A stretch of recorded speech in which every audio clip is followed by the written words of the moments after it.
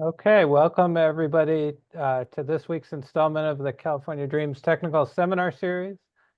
We are lucky again this week to have a great speaker. Shia Feynman is joining us today, and we'll talk about photonics and chip scale photonics and optics. Shia is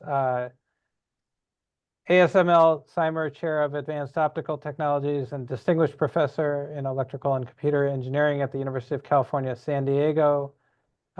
He has many impressive credits to his name, including, I'll say, on the order of 1,000 publications between peer-reviewed journals and conference presentations. He has led a number of large awards and lab facilities at UCSD. He's a fellow of OSA, IEEE, SPE, and has won a number of prestigious awards. I'll just sample because there are too many to read, but including, for example, the OSA Joseph Fraunhofer Award and Robert Burley Prize. So welcome, Shia. Thank you for coming and speaking to us today. I'll turn it over to you. Thank you, Steve. Thank you, the organizers, for giving me the opportunity. And I will talk on behalf of my colleagues at UCSD. We have different aspects in the presentations that many of them in collaboration with myself and contributed to. So,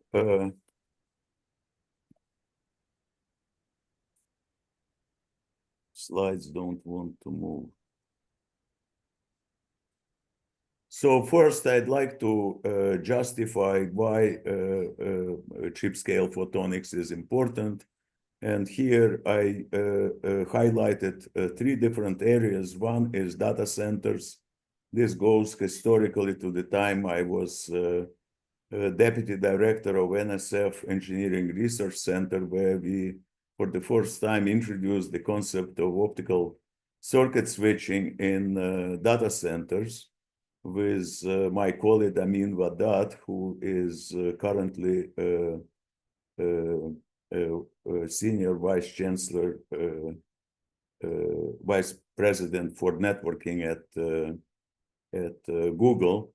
And recently, a couple of years ago, his quote, Apollo system that was deploying this technology was inspired by Helios. So that's optics and data centers. Chip scale photonics also has a role to play in healthcare technologies. And I'll talk a little bit about spectrometers on a chip. And most recently, we explored the wireless communication systems, specifically extreme MIMO, where we also identified a potential important application of silicon photonics for linear algebra processing. Well, the whole idea is, again, moving from free space optics, where assembly is complex, to integration on photonic chip using CMOS processes to write optical functionalities. This way, we improve stability, density, reduce power, get smaller footprint, lighter weight, etc. Now, the global silicon photonics market is projected capital annual growth of 27%, and it has potentially numerous applications ranging from data centers, high-performance computing, defense, and people are looking also at quantum information processing. The beauty today is that there are a number of foundries that entertain the idea of integrating silicon photonics into this by using CMOS process.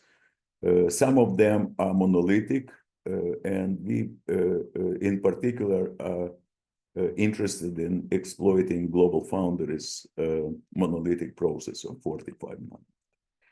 So we also use, for passives, there is a much faster turnaround time using applied nano tools, but there are a bunch of other companies, and this list is not probably complete. It's something I took a few years back from IEEE report.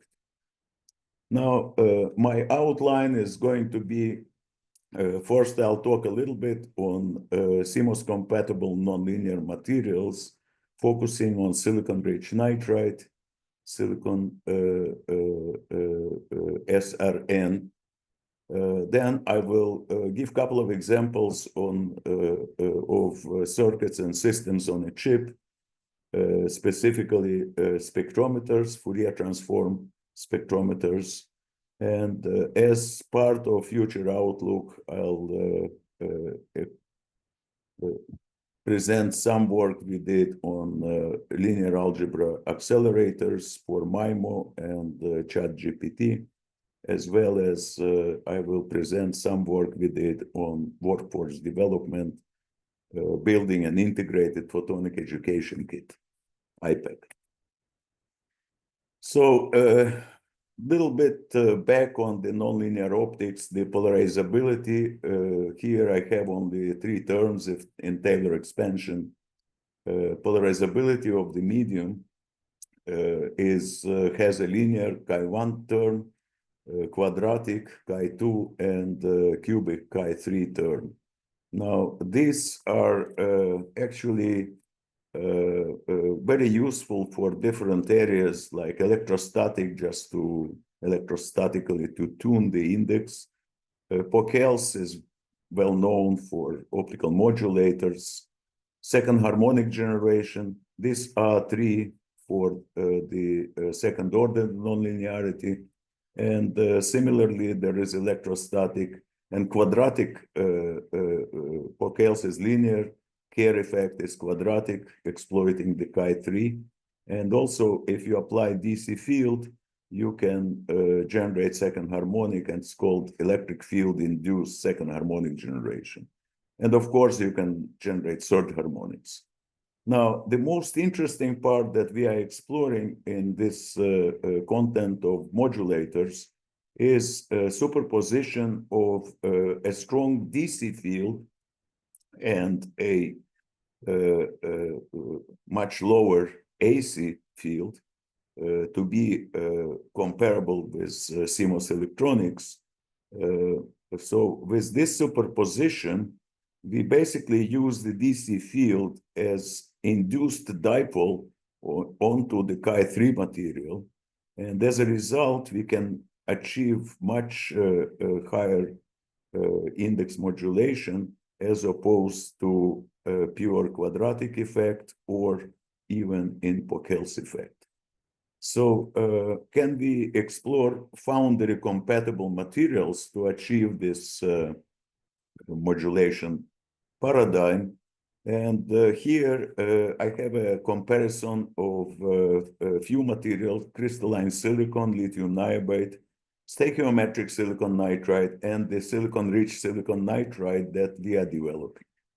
So, of course, to possess second-order nonlinearity, you need to break the crystal symmetry, and that's why in lithium niobate you get an internal dipole resulting in about 30 picometer per volt chi2 coefficient. Silicon nitride has a small coefficient, and silicon-rich nitride, depending on the preparation, can also have order of 10 picometer per volt chi2 coefficient. However, the interesting part is that the chi3 coefficient in crystalline silicon is pretty high.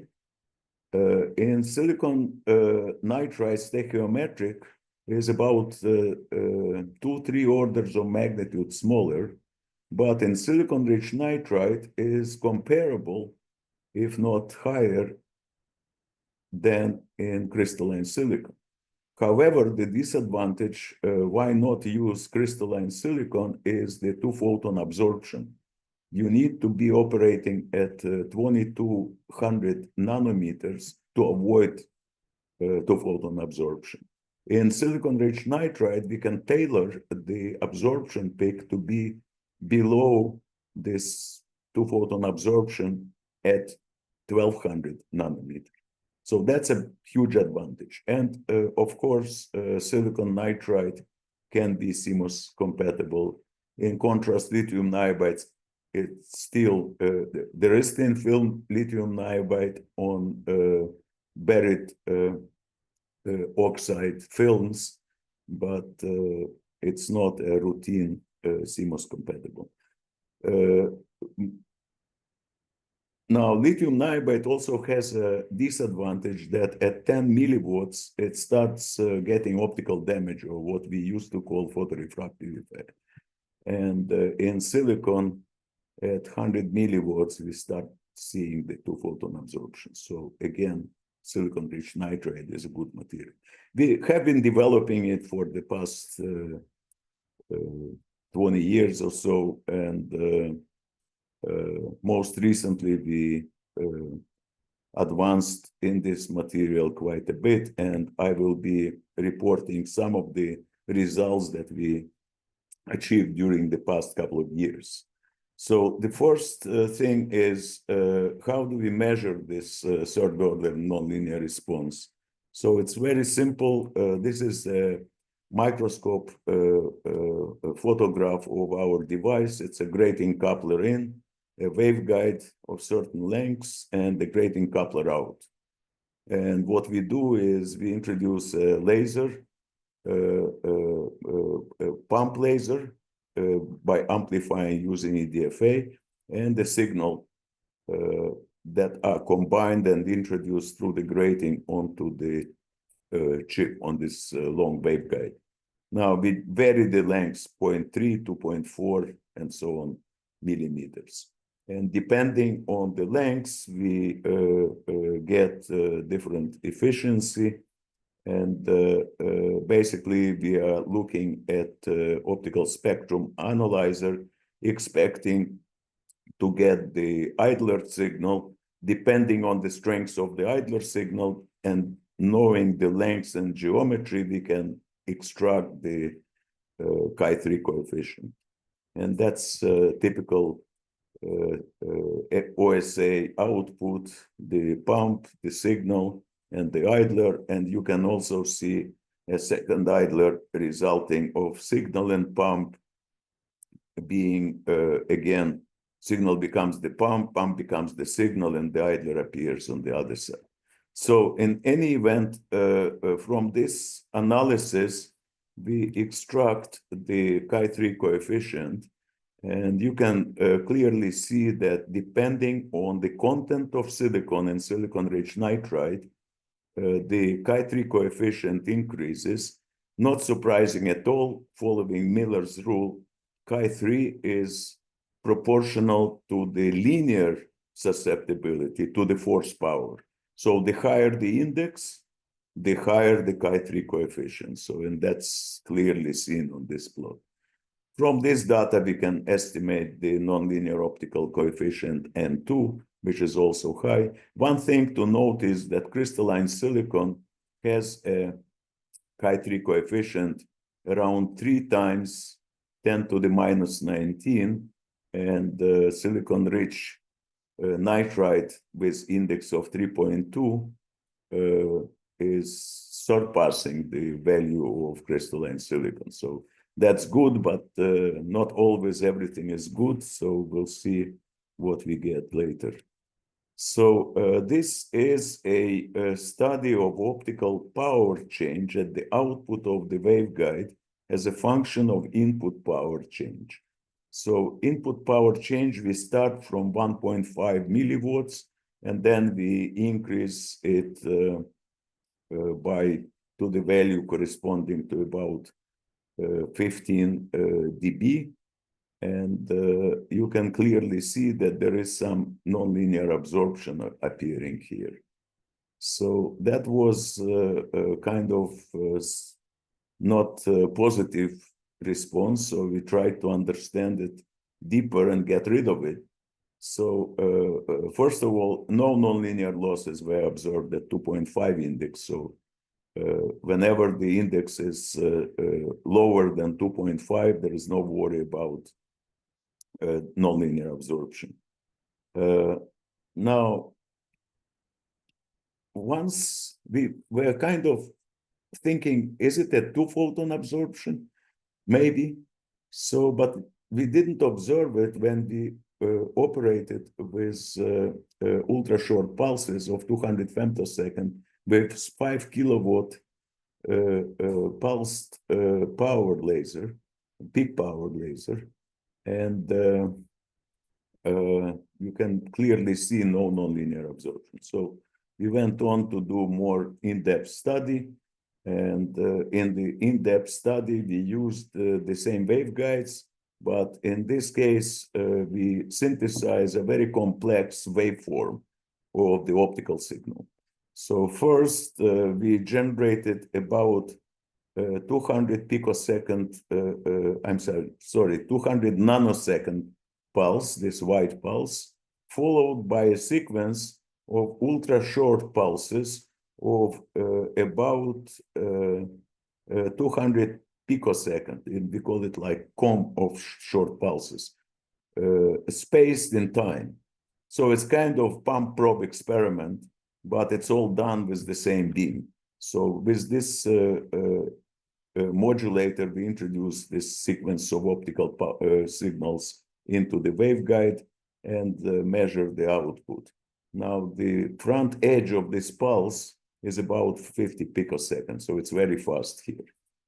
So these are the results, and you can clearly see these results are for index 2.7 and 315. So 2.7 is less absorption, 315 is more absorption, but you can clearly see is that in time, the following compulses are completely recovering from being absorbed. So means that there is some time dynamics involved. And our hypothesis was that due to defects, we generate free carriers, and this loss is due to the free carriers absorption. Now, as the free carriers recombine, the absorption disappears. So that was the hypothesis, and we estimated the signal loss, the dynamics of the carrier generation, and the dynamics of carrier recombination when the comb transmission is completely recovered. So then we introduced the pulsed input and changed the pulse widths from 100 picosecond to 600 picosecond. So you clearly see the 600 picosecond attenuates in the tail, whereas 100 picosecond almost comes out non-perturbed. So operating this material with shorter pulses of 100 picosecond or so would avoid accessing this nonlinear loss. This material has been used in our group to demonstrate gigahertz rate special light modulator in near field interactions. And for the future, we are planning to build a high-speed modulator as well as on-chip frequency comb generation for WDM. Now, for the modulator, we have some designs shown here, and the idea, again, coming back to the superposition of DC-AC field, with the DC applied strong DC field, we basically can linearize the modulator. And depending on the distance between electrode gap, This is half-wave voltage for the quadratic effect. So when we talk about a product EDC times EAC twice, it should correspond to the square of the value on this plot. So we estimate that with about 20 volts and under a volt, 20 volts DC and under a volt AC, we should be able to get very good modulation. Now, for the COM, we also started to study the dispersion relation to get near the zero group velocity dispersion for the C-band, and that's some of the designs that we are exploring. Now, most recently, actually, it was just recently published, we know that making rings, even with high precision, we never hit the resonance exactly where we designed it due to fabrication tolerances, temperature fluctuations, etc. So we were looking at, can we trim the device using visible light which is absorbed? And we found that indeed we can perform trimming by shining laser light at 405 nanometer and 520 nanometer, shown on this plot on the left here. And we observed that we have a blue shift initially at short time exposure, and at longer exposure times we observe significant red shift. And these processes can be reversed. Now, our hypothesis was that as we have silicon bonds and we anneal it by absorbing this visible light, they create silicon hydrogen and silicon nitrogen bonds and reduce the index, whereas longer exposure increases the temperature to about 600 degrees Celsius and creates silicon-silicon bonds that increases the index. So here is an example where we show that as-fabricated ring resonator had a resonance around here in black, first by applying 3 seconds of the 405 nanometer light in 2.9 SRM ring resonator, it shifts blue shift, and after applying 30 minutes, it gives us a red shift. Of course, the 30 minutes can be reduced by increasing the power of this laser light. So with that, we compared with other approaches in the literature, never mind these references, but you can clearly see that our work enabled very large blue shift and red shift tuning corresponding to change in the index of refraction on the order of 2 times 10⁻², and up to 0.1 in the red shift for the 2.4 silicon-rich nitride. So with that, I'll revisit this material a bit later, but at this point, I'd like to switch to talk about the Fourier transform spectrometers on a chip for biomedical applications.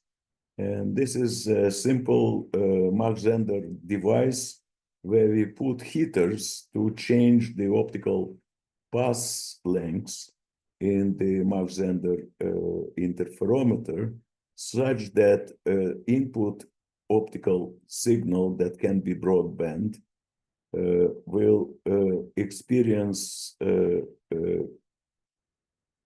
superposition of delayed version of itself, thereby generating autocorrelation function at the output. Now, this autocorrelation function, once we perform Fourier transform, we get the power spectral density of the incoming signal. So that's basically the spectrometer information. Now, These are some optical images of the device and some of the SEM showing the splitting of the in the Mach Zehnder. Now, just to revisit the operation of Fourier transform spectrometers in free space, it's very simple. It's usually Michelson interferometer. You move one of the mirrors and generate the autocorrelation function on the detector. And the delta phi change in the phase is propagation constant 2 pi over lambda 0 in vacuum times delta z, the imbalance of the Michelson interferometer. Then you perform the Fourier transform on the interferogram. We call this interferogram.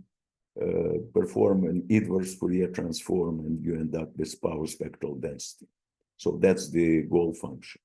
Now, the integrated FTIR spectrometer is a bit more challenging because this delta phi now, beta is no longer constant. So this delta phi is now depends on the index of refraction, in other words, dispersion.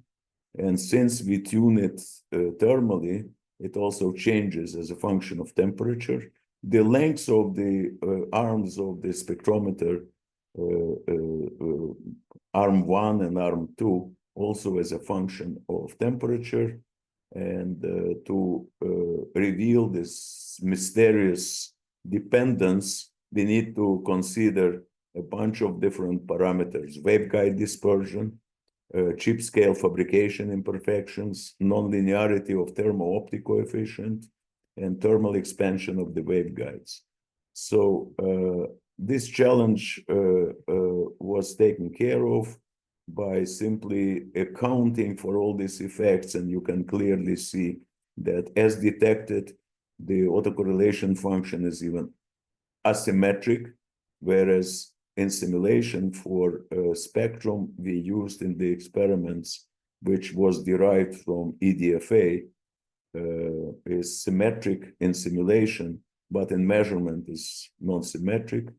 After we take care of all these parameters that I just mentioned on the previous slide, we get a very good reconstruction close to the spectrum of EDFA, of the input signal. The resolution, however, was relatively low. It depended on how much optical path delay we can introduce. Now, later works we did up to 1 nanometer, and in another approach that I will be describing right now, we get a resolution of about 0.5 nanometer. Now, this is another approach that we took, again, chip scale integrated spectrometer, but different principle. The principle here is the input spectrum is split into N channels. Each channel had a spectral filter that is semi-orthogonal with respect to each other.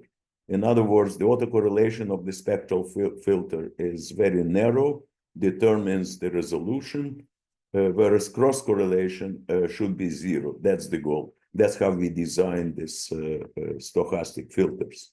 And then as a result, the input spectra is projected on this bunch of basis functions.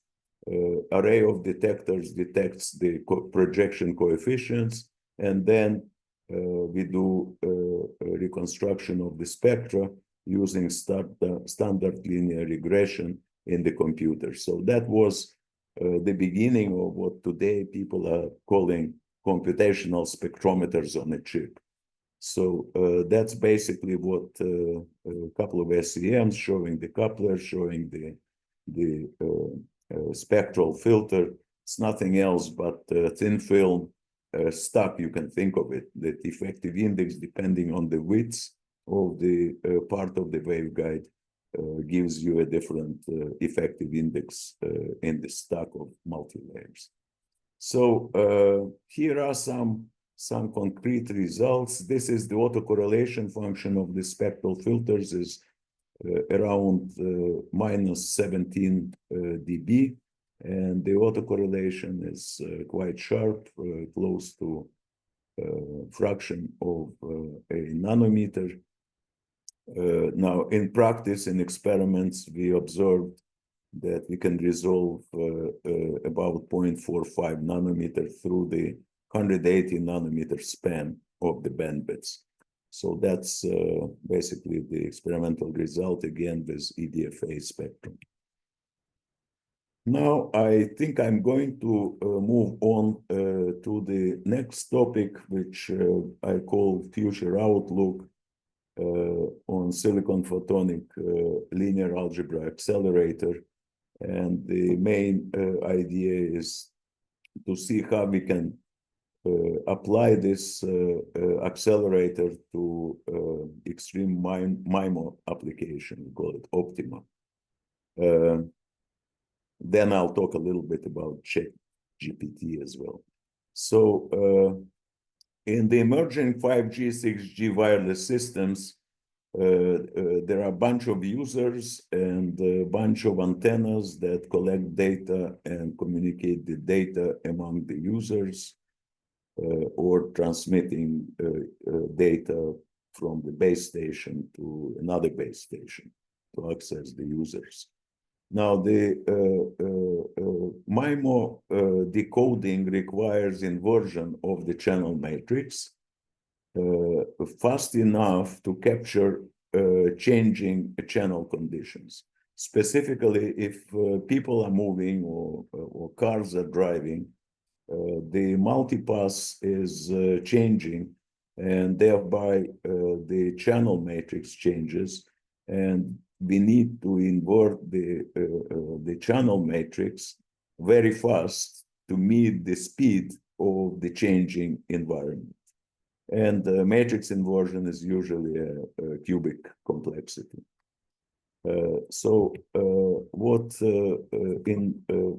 More rigorously, the system model for MIMO can be formulated as U is the antenna vector on the base station, H is the channel matrix, X is the vector of the M users. Now, M is usually smaller than N, so the problem becomes overdetermined, and the solution to the inverse problem here is least mean square solution in linear algebra, and it relies on inversion of the Gram matrix, which is matrix Z defined as Hermitian of the channel matrix times the channel matrix. Then once we can invert this matrix Z, we can use pseudo-inverse Z minus 1 H Hermitian and decode the information we detected on the base station antennas and get the information of the users. Just as a benchmark, for every half a millisecond for 32 layers, we need to convert this matrix. And this is corresponding to pedestrian to vehicle speed of up to 5 millisecond to half a millisecond update rates.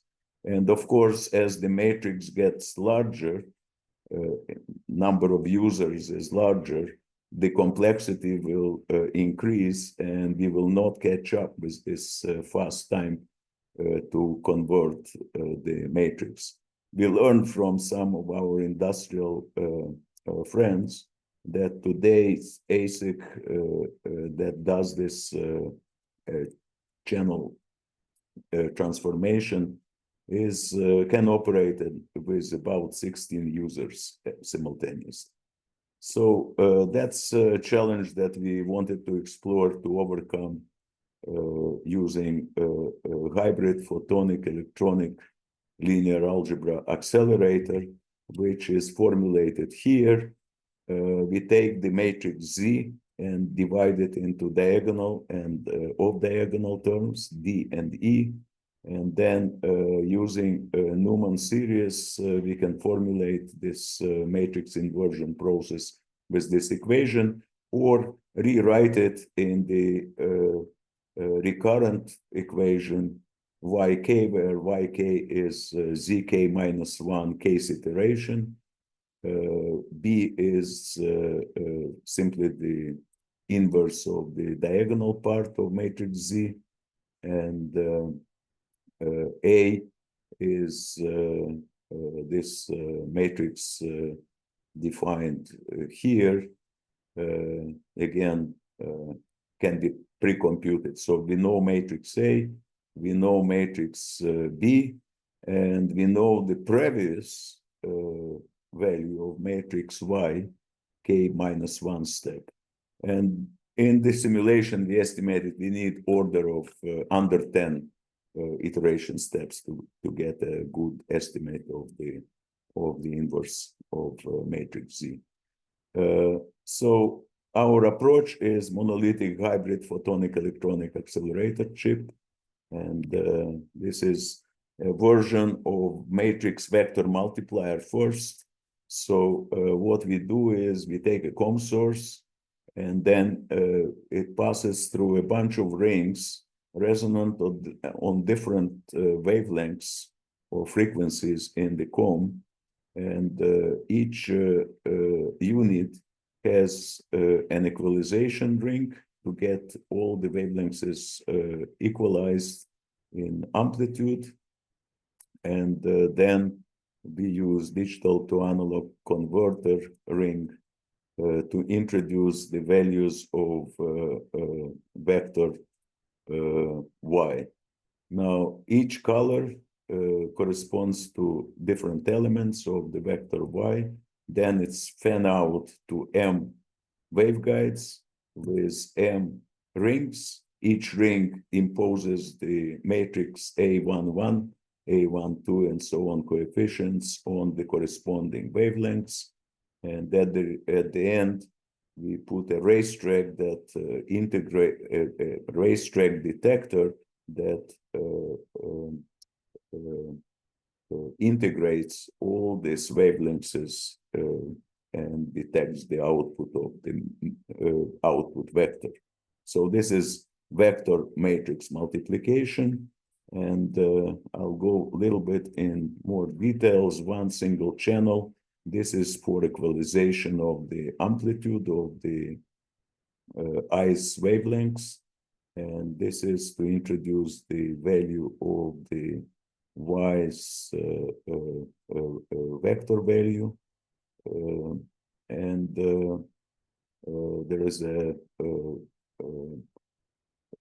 back-to-back optics with electronic drivers that are integrated using a monolithic process, and everything was done with PDKs from global foundries. And this is the ring resonator detector that integrates all the products of the matrix elements with the corresponding vector elements coded in the colors. Now, we need to be careful how we select the rings for the modulators and the racetrack for the detector to sum up all of them. So the whole idea is that the COM spans a certain bandwidth, and each ring has a free spectral range larger than the bandwidth of the COM source.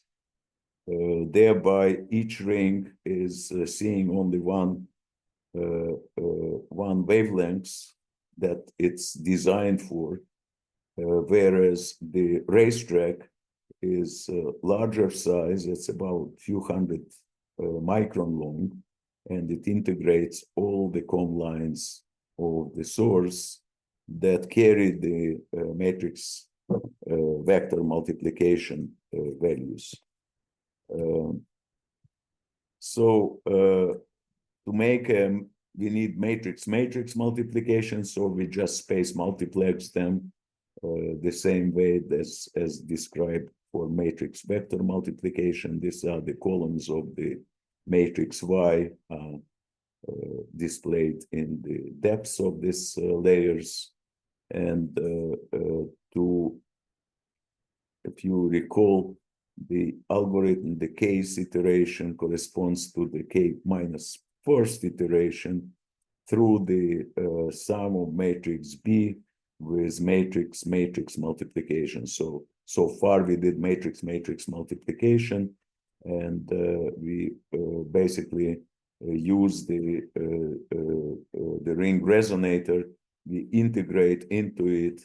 Also, we add the value of the matrix B in this detection process. So that's how we solve the issue that all this is done in photonics domain. We don't need to go through OEO conversion, which is power hungry usually. So that's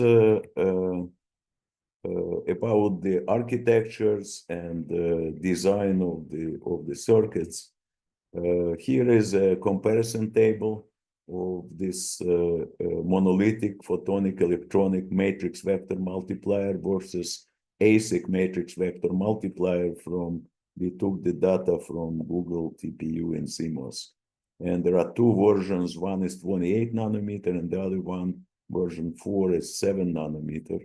And we estimated that the computational density, we have improvement in hybrid approach of 2 versus 0.14, 0.17 in computation density. It's more than factor of 10 improvement. And in energy consumption is also an improvement of about between 30 to 40 times. So that's actually exciting, and we are in the process of taping out some of the elements of this linear algebra accelerator, and we got one run from Global Foundry is back, and right now we are testing. Takes time with there is a big latency in between the tape out and actually getting the results. So the other example of linear algebra accelerators is ChatGPT, that we try to understand what is involved and what are the issues there. And here is that in summary, ChatGPT is impressive large language model, and it is based on the transformer algorithm. Now, in the transformer algorithm, there is a self-attention mechanism that requires extremely high computational capacities in hardware physical layer. It relies on matrix multiplication, and then in self-attention, it becomes more than cubic complexity. So here is a brief review of what is involved in the transformer. There are Curie key and value matrices and input data vector X. Now, these are the formulations to determine the softmax, to determine matrix S, which is a softmax on matrix multiplication of Q times KT, K transform. So we basically rewrote this expression using these definitions, and came to a point that it's a double matrix multiplication. If we can do double matrix multiplication in one shot at the speed of light, of course, after the electronic optical interfaces, we can get this resulting matrix QKT, and then use digital bit shifter and lookup tables to compute matrix S, and then again use double matrix multiplication to compute attention head, which is the final result of this transformer. Here is a brief diagram of the architecture showing how we perform double matrix multiplication. And that's laid out here, very similar to the architecture of the matrix inversion for MIMO, but a bit more complex because of double fan-outs we need to perform to get the double matrix multiplication. So with that, I'd like to switch to one thing that is kind of a futuristic picture of an in-package reconfigurable photonic communication on a glass substrate. So we kind of envision that in the future there will be optical coprocessor, but most likely there will be quite a few of tensor cores, pure electronic, and high bandwidth memories that need to be integrated and communicating to each other. So we want to explore the optical circuit switching idea for this interposer on a glass, where we envision a optical layer that will provide directly on the interposer a COM source,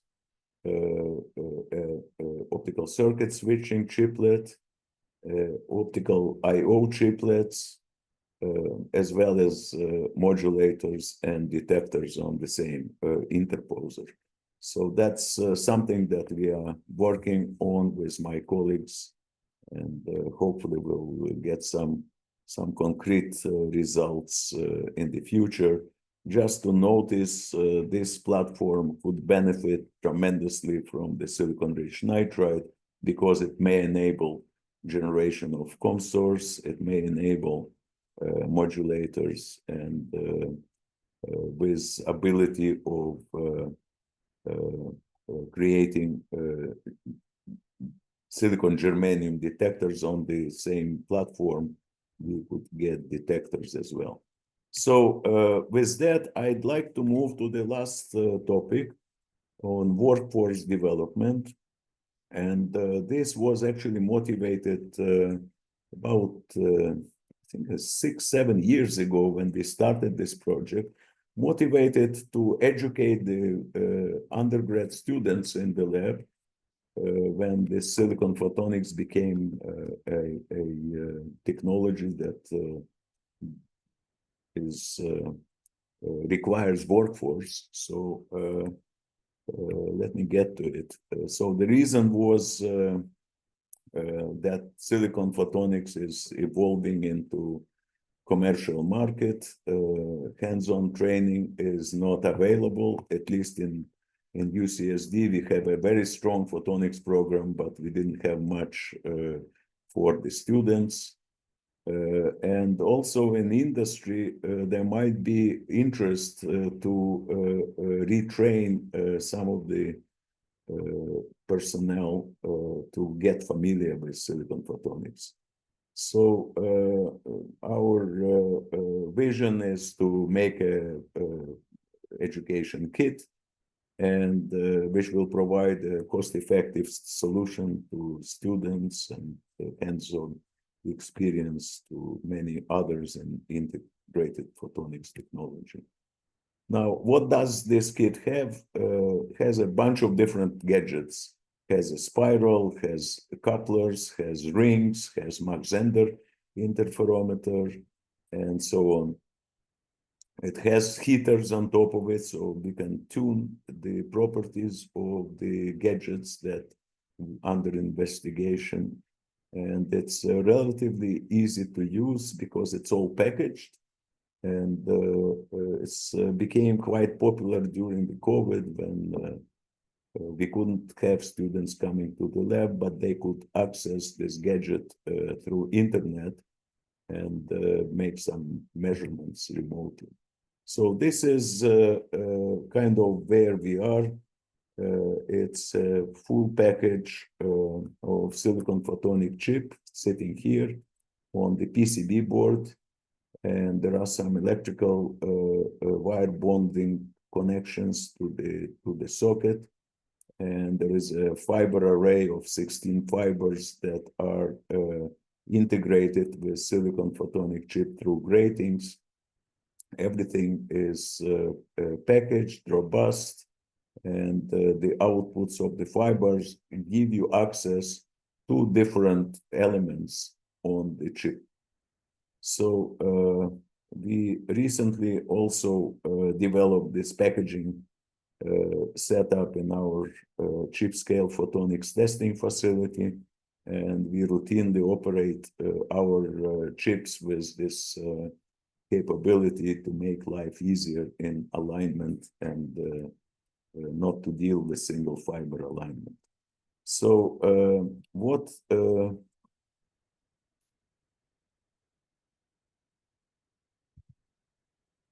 is missing at this point in time, that these are all passive components, which is fine, but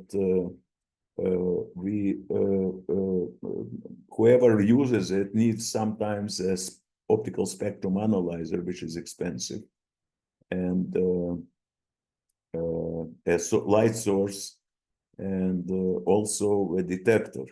So we are currently extending the capability of this integrated photonic education kit by integrating a tunable transceiver with it.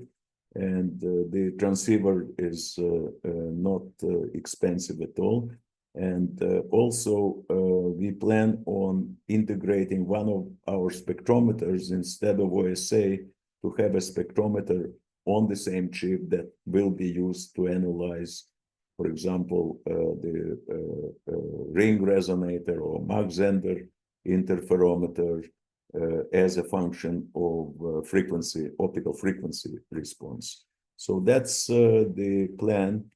And with that, I think that I just need to acknowledge that IPAC was developed by various photonics faculty at UCSD as part of NSF Engineering Research Center and nanoscale initiative from National Science Foundation, which is San Diego Nanotechnology Initiative Program and Qualcomm Institute.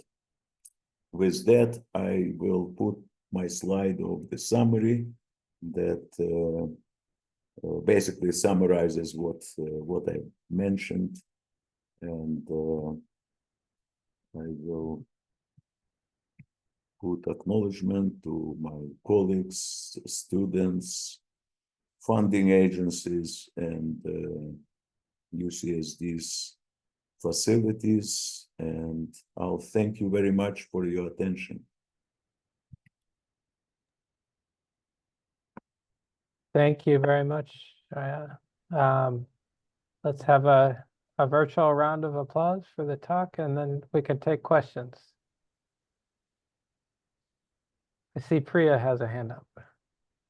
Yeah, hi, thanks. Thanks for a very interesting talk. Really enjoyed hearing about all the work that you've done. My question had to do with like the first section of the talk where you were talking about the Chi-3 effects in silicon-rich silicon nitride. My question was, is there any kind of dependence on the thickness of the silicon nitride film you're depositing, like in terms of optimization? Or is the Chi-3 magnitude you're seeing independent of that? So just thinking about it from like the perspective of, maybe stress compensation or something like that. Yeah, it's a very good question. We don't grow it very thick because it cracks. Stress is our enemy.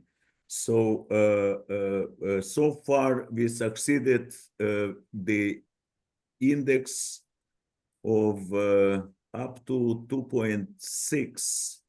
We succeeded to deposit uniform film on the 6-inch wafers, almost. Now thicker is troublesome. Regarding thickness, we usually have thickness of 300 to 400 nanometers, not thicker. When we do it thicker, it's not trivial. It has strain that creates non-uniformity and sometimes cracks. So okay, and if you're at 300 or 400 nanometer, the magnitude of the chi3 is the same, or it has a dependence? well, it will always have some dependence because the model overlap will change, right, with the material. So it always will have some effect, but the chi3 I don't think is robust. It's the mode overlap will be smaller or larger. The confinement will change depending on the thickness, especially for TM like modes. So then we need to, but this can be accounted for and included in estimation of chi3. We have not seen the dependence of chi3 on the thickness. As long as we consider all the geometry and what we call model overlap with the silicon-rich nitride. Makes sense. Thank you. Okay. Thank you, Priya, for being a regular attendee and good question asker. Who else has a question? There's a question in the chat. Oh, okay, I see it, from Isabella. Do you have any suggestions on sharing the importance of this research with colleagues who do not work directly with microchips? I'm interested in highlighting this kind of work to my colleagues in the public policy space. Thank you. I don't know how to answer this question. Isabella, do you want to come off mute and spark any discussion, or? Sure. Can you hear me okay? Yep, sounds good.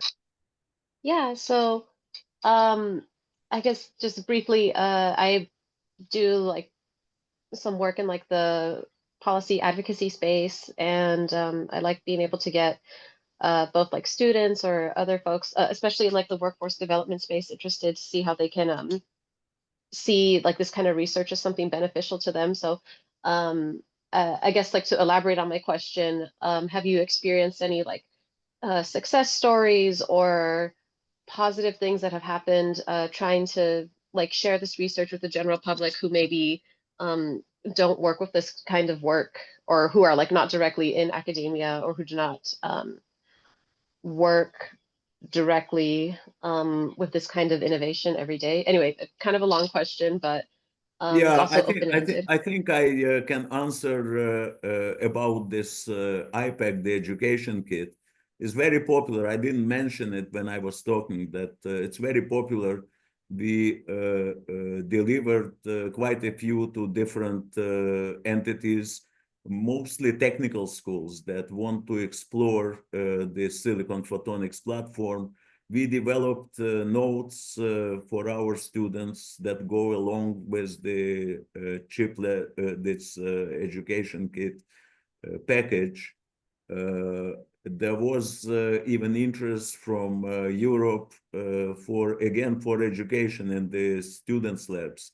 But in US, there was quite a bit interest in community colleges and technical school. And because of this spectrometer that needs to be available, we right now basically planning to put it on a chip so they don't need to pay for it. So that's more or less what I can add to this policy. I'm not in the policy business, so I completely probably ignorant to it, but I'd love to learn more how to help. We can potentially connect afterwards, and I just wanted to say thank you so much for your presentation, and thank you for all of the really good information. So thank you. Thank you. We're about at the end of our time, but I'll see if there's one more question before we break up. And maybe while we take that last question, Amy can put up our final slides. we have another question? As I don't see one, I'm going to start to talk about these last two slides. Coming up, we have more great seminars on the schedule, including next week from Jonathan Klampkin at UCSB, which we are looking forward to. And then on the next slide,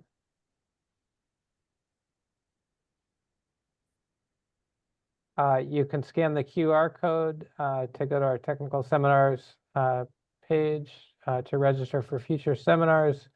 And we also have a YouTube page for archived seminars from previous weeks. And we'd encourage you to subscribe and like those videos so that more people can hear about the good work we're doing here in California Dreams. With that said, I will thank Shaya one more time. We really appreciate you taking the time and sharing your expertise with us.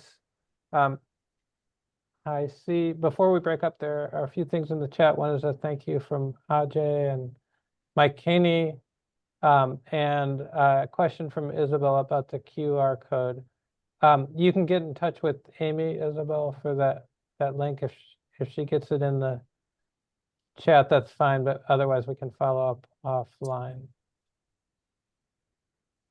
Okay, thank you. Thank you, Steve, for giving me the opportunity. It was fun. Yeah, thank you for being a part of the hub also. Of course. Thank you. Thank you, Shane. Thank you, Steve. Bye. Bye. Bye.